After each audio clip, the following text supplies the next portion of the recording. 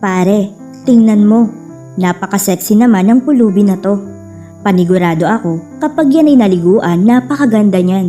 Hayok na sabi ni Vic habang titig na titig sa pulubing parating. Hoy pare, huwag ka namang pumatol sa ganyan. Maghunos dili ka naman. Makakahanap ka rin ng babaeng makakapagpaligaya sa'yo. Huwag yang si Marimar, ang dumi-dumi niyan. Iritableng sabi ni Dodong. Kilalang pulubi sa Tondo si Marimar. Ibang klase kasi ang ganda nito. Idagdag mo pa ang hubog na katawan ng babae. Madalas pa na punit-punit ang mga damit niya, kaya busog na busog ang mga kalalakihang tambay ng Tondo. Mga bastos na to, wala na nga akong makain dito, pinagnanasaan pa ako. Hoy, pahinging kanin at ulam, sigaw ng magandang pulubi. Halika, punta tayo sa bahay namin. Doon marami kaming tirang pagkain, nakangiting sabi ni Vic. Samahan mo kami pre, yakag niya kay Dodong. Dahil nga sa gutom, sumama naman ang pulubi sa dalawang lalaki. Ngunit napapansin niya na tila lumalayo na sila sa mga kabahayan. Teka lang, wala nang mga bahay dito eh. Puro dayami na. San ba ang bahay nyo? Anak naman kayo ng tipaklong oh. Gutom na ako, malayo pa ba? Inis na sabi ni Marimar. Ngunit nagulat siya nang bigla siyang hinawakan ni Vic. Pasensya na ha, pero mukhang ikaw ang putahe ngayong gabi. Mahinang bulong nito at doon sa damuhang iyon, binaboy ng dalawang magkaibigan ang pulubing walang laban. Nagsisigawan dalaga, ngunit masyadong malayo ang lugar sa mga kabahayan. Ginawa niya ang lahat para pumiglas sa mahigpit na pagkakakapit ng dalawa. Pero hindi ito sapat, kaya wala na siyang nagawa kundi umiyak. Nagkaroon siya ng pagkakataon na tumakas sa dalawa noong matapos ang isa sa kanya. Agad siyang tumakbo papunta sa kabahayan kahit na walang saplot para humingi ng tulong. Ngunit hindi siya inintindi ng mga ito. Tinititigan lang ang kanyang hubad na katawan. Takbo lamang siya ng takbo habang umiiyak.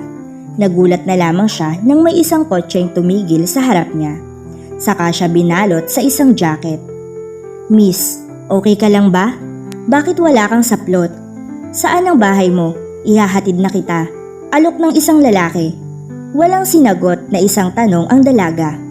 Iyak lamang ito ng iyak kaya ipinasok muna siya nito sa kotse. Binigyan niya ng tubig ang pulubi para kumalma. Ngunit humingi ito ng makakain. Binigyan niya ito at noong nabusog ang dalaga, saka ito nagkwento. Wala akong bahay. Pagala-gala lang ako dito sa Tondo. Nanghihingi ng pagkain kung kani-kanino. Kanina, akala ko sa wakas makakakain ako. Sabi kasi sa akin ng lalaki may pagkain sa bahay nila, kaya sumama ako. Yun pala, ako ang naging potahe nila. Tapos tumakbo ako patungo sa mga kabahayan, pero walang naniniwala sa akin. Akala nila nababaliw na ako. Pero ngayon, mukhang mababaliw na talaga ako sa ginawa nila sa akin at sa gutom ko. Hagulhol ng dalaga. Inis na inis naman ng lalaki sa mga narinig. Hayaan mo, isusumbong natin sila sa mga pulis. Natatandaan mo naman ang mga mukha nila, di ba? Isang pulis ang tatay ko. Matutulungan niya tayo. Sa ngayon, pumunta muna tayo sa amin para doon ka maligo.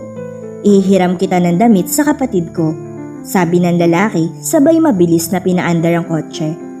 Nang makarating sa bahay, agad siyang pinaligo ng binata.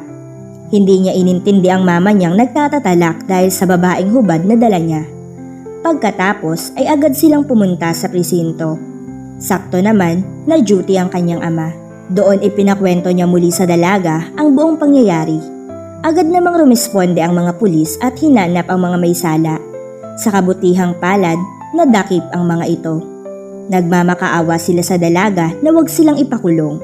Ngunit takot at hindi makaimik sa kanila ang biktima. Bigla na lang napaiyak si Marimar. Niyakap naman siya ng lalaki sa kanya naalala. Hindi niya nga pala kilala ang lalaki. Teka, ang dami mo nang natulong sa akin, pero hindi ko pa alam ang pangalan mo, sabi ni Marimar sa yakap niyang lalaki. Ako nga pala si Gino, ang lalaking tutulong sa'yo makamit ang hustisyang malabo mong makuha kung mag-isa ka lang, nakangiting sabi nito sabay kindat sa dalaga. Doon nagsimula ang pag-iibigan ng dalawa. Binihisan ni Gino si Marimar at pinag-aral. Laking pasasalamat ng dalaga dahil kahit napulot siya nito sa putikan ay hindi iyon inalintana ng binata at minahal pa rin siya.